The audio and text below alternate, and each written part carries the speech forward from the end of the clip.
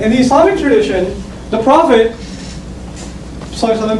peace be upon him, peacefully started a call to Islam in a city called Mecca at the age of 40.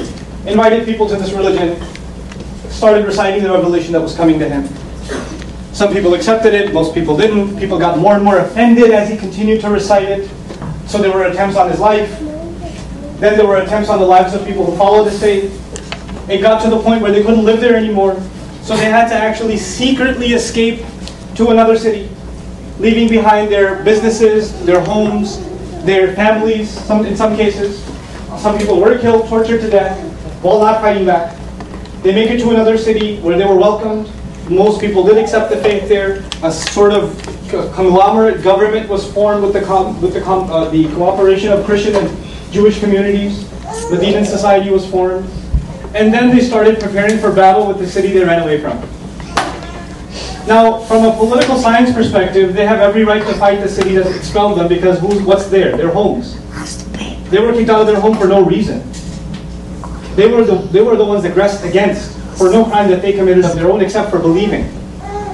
Nobody should be oppressed for what they believe, no matter what it is. Now, this is a universal thing. It's not just an Islam thing. So they're in every right. If the United Nations was back then, they would be okay with it. They would be okay with it. Now this war starts, and it's going on, and it happens. There are several battles that take place, and eventually the Muslims win. And how do they win? They actually peacefully march into the city of Mecca with 100,000. They're overwhelmed by the numbers, and they walk in and they don't kill it. They actually pray, and everybody just drops their arms like there's too many of these guys. And then the Prophet gathers all of the enemies. All the chief enemies that were in battle just a year before, 2 years before, they were out for blood. He gathers all of them and says, I will say to you what Joseph said to his brothers. There's no harm coming on you today. Then revelation comes. This is not the Prophet talking now, it's Revelation talking. Revelation comes and says, these criminals that fought you all this time, give them 4 months. Give them 4 months to think about the faith. Take them to a place that's safe so they don't feel intimidated. If they decide that they want to be Muslims, fine. If not, they better not come back, and if they do, kill them wherever you find them. But they have how much? 4 months. 4 months. And in those 4 months, if you want to leave, go ahead, pack your bags and get out of here. If you want to accept Islam, if you come to that decision yourself, you know what? You're an equal citizen. And if not, we don't take prisoners. We're not taking prisoners. But until those 4 months, you are free to do what you want.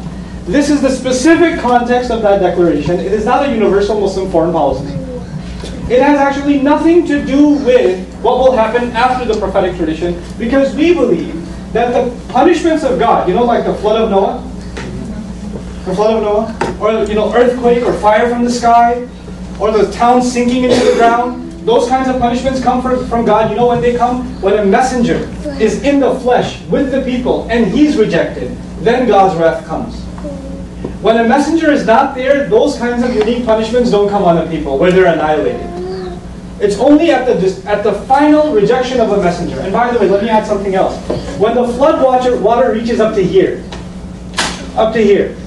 in the case of Noah, right? The only thing above water is the nose now. Does God hit the pause button and say, you learned your lesson now? I'm going to take the water back down. You watch it this time. Does that happen? There's a fire rain from the sky, and right before it hits the guy on the top of the head, it stops. You would joke about God's wrath now? You think it's funny now? Does it ever happen? Once it starts, you can't stop it. This is God's tradition in previous nations. This is true of Islamic tradition and the same stories that are mentioned in the Bible. This is what we believe.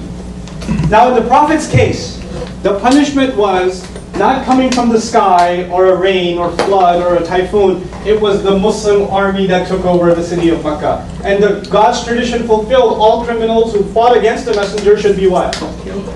Killed. But the pause button is pressed until 4 months. The pause button was never pressed before. It's 4 months. Think about it. If you want to leave, move to Rome, go ahead. Move somewhere else, go ahead. Otherwise, you will face God's wrath, which has been coming for previous prophets too. And this is a messenger, and God does not forgive those who violate his messenger's causes. Those who have been ardent criminals. It's up to you. Then a guy came up to the Prophet and said, I don't know where you've been. I was in my house. when you were preaching, I never came outside. I never even knew who you were until you just took over Mecca. What about me? I mean, he must have had an Xbox at home or something. He stayed up the entire time. He didn't come out. I didn't do anything. I didn't fight you guys. You know? And Allah says, what about them? A specific verse came about the exceptional case. Listen, I was talking about warring combatants, and I gave them those 4 months. If one of the other comes, what do? If one of the idol worshippers comes to you saying, listen, I have no idea. I don't know what this stuff is.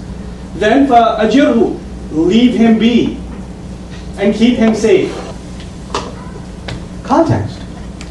Without context, you can pull anything out. Without context, I'm running around after my child, playing with her, and I would say, I'm going to get you. I'm a lion, I'm going to eat you. I say it all the time. Maybe you record. Nouman Khan told his children that he's going to eat them. We have a direct recording, I'm going to eat you. Did you say that, sir? Yes, I did. I actually did say that. And then they asked my child, were you scared? I was really scared. Context, guys. Context.